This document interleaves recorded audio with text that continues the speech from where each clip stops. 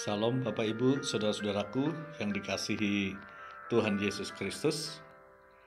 Saya berharap kita semua masih dalam keadaan baik-baik saja, dipenuhi sukacita yang daripada Tuhan, dan tetap berpengharapan di dalam Dia. Kali ini saya mengajak kita merenungkan tentang apa itu sacrificium intellectus, atau mengorbankan intelektualitas kita, atau mengorbankan akal budi kita.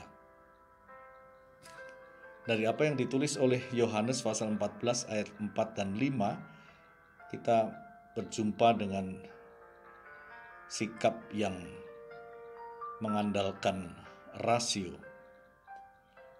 Memang rasio itu adalah anugerah Tuhan bagi manusia yang membedakannya dengan semua ciptaan yang lain.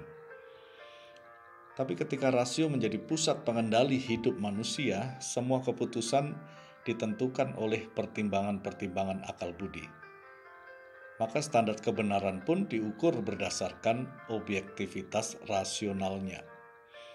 Akibatnya segala sesuatu yang tidak dapat dijelaskan oleh rasio haruslah dikategorikan sebagai mitos atau dongeng belaka yang tidak harus diterima sebagai kebenaran.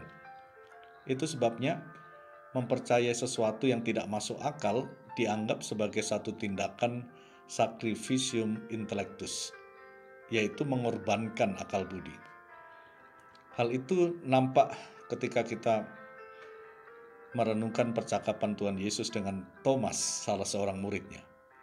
Thomas diindikasikan sebagai murid Yesus yang paling kritis menggunakan pertimbangan rasionya atau akal budinya. Dia tidak mudah mempercayai sesuatu yang dianggapnya tidak masuk akal. Maka ketika Tuhan Yesus berbicara tentang tempat di surga, dan Tuhan Yesus berkata, "Kemana aku pergi, kamu tahu jalan ke situ." Langsung saja Thomas memberikan respon, "Tuhan, kami tidak tahu kemana Engkau pergi, jadi bagaimana kami tahu jalan ke situ?" Respon rasional ini justru menunjukkan keterbatasan dari rasio dan ketiadaan tujuan yang jelas. Tuhan Yesus maksudkan dialah jalan menuju kepada Bapa, tapi Thomas tidak mengerti hal itu. Rasio manusia memang terbatas untuk memahami kebenaran rohani. Meski rasio merupakan salah satu organ penting yang mengendalikan gerak manusia, namun rasio atau akal budi itu juga telah dikuasai dosa yang menyebabkannya tidak sanggup memahami perkara-perkara rohani. Untuk itu diperlukan karya Kristus guna membaharui akal budi.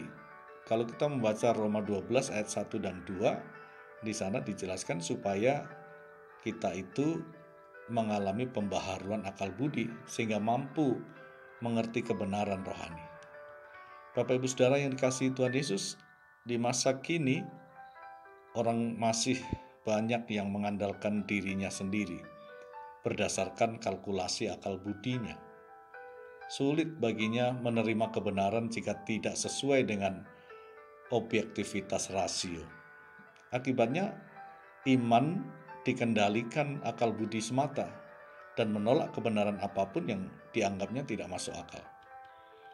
Bapak Ibu Saudara yang dikasihi Tuhan Yesus, Tuhan yang menciptakan akal budi manusia untuk menjalani hidup di dunia dan untuk memuliakan Tuhan. Tapi ketika manusia jatuh ke dalam dosa, memang rasionya juga dikuasai dosa, sehingga segala kejahatan menguasai pikiran manusia itu. Untuk itu karya Kristus memperbaharui akal budi manusia untuk memahami perkara-perkara rohani. Bagi orang percaya, akal budi haruslah dikendalikan oleh iman. Percaya terlebih dahulu dan mengerti kemudian. Gunakanlah rasio yang terbatas ini sebatas kapasitasnya. Selebihnya diperlukan iman yang menembus batas rasionalitas manusia.